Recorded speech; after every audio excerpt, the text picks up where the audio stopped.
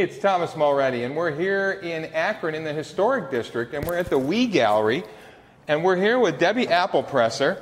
Hey, Debbie, thanks for taking time to talk with us. You're welcome. Thank you. You have an opening coming up here at the We Gallery of your amazing work. Talk first about your process, because you work a little differently than most artists.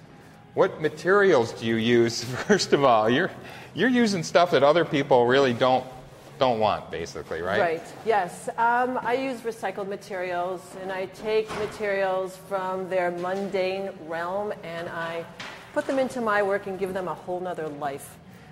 So you're using recycled materials such as, do you literally go in the garbage dumpster bins, or where do you find stuff? I had to do that once, and that was gross. So I try not to do that. I have picked pieces off of people's lawns. I try not to do that because it's gross. Do you really? They're sticky, yes. Do you know, like, when all the garbage pickup days? Yes. And you're Cleveland artist. You're from Cleveland Heights, right? Yes. So you know when everybody's getting picked, and you're seriously driving around? I know mine. I know other communities also, and I know where they take them.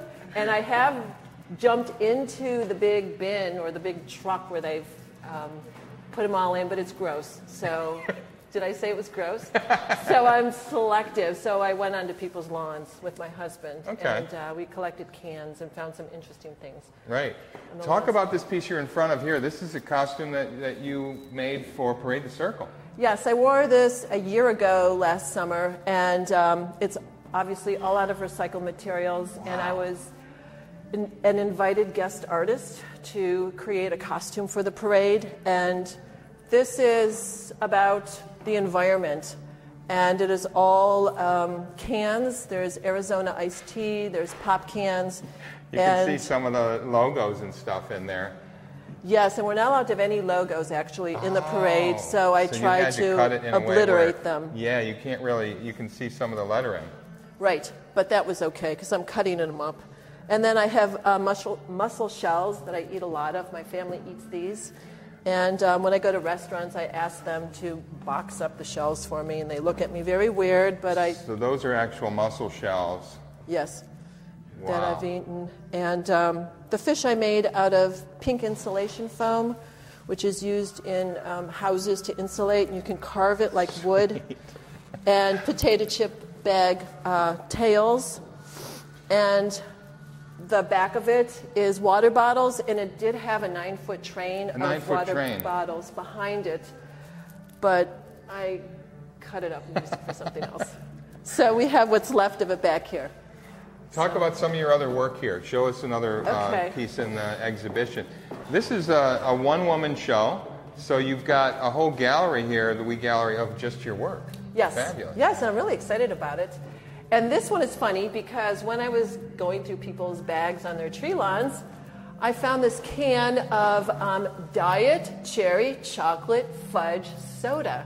And to me, that sounds very unappetizing. And even to me, the can labeling is, I don't like the colors very much, but I just thought it was really funny.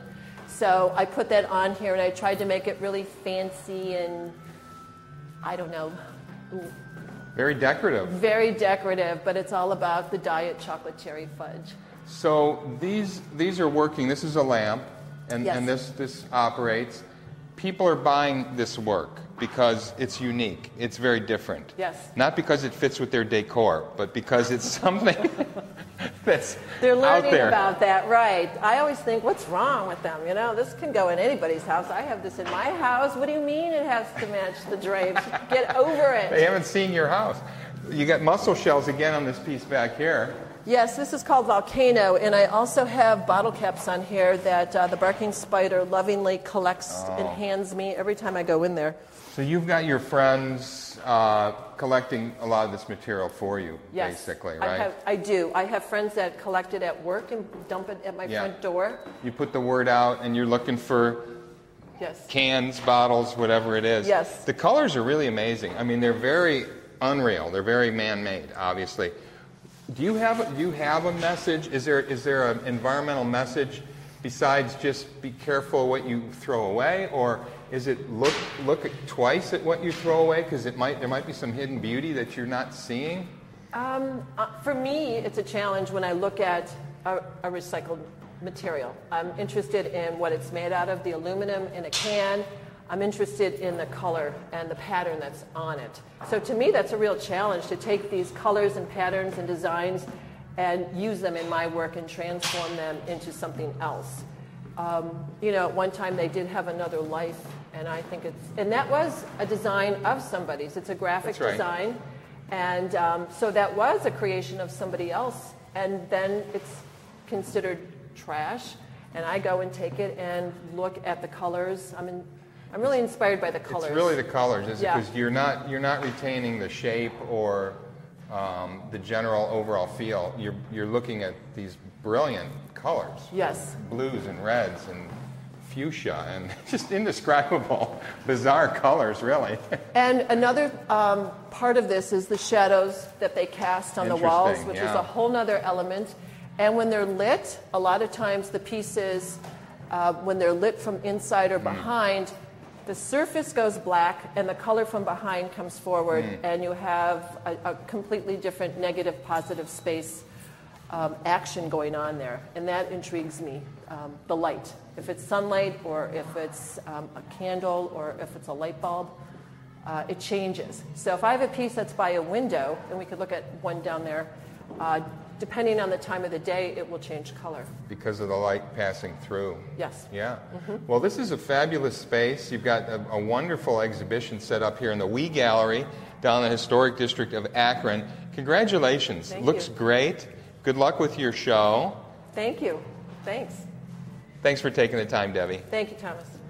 Hey, it's Thomas Mulready from CoolCleveland.com. Have a great week in cool Cleveland.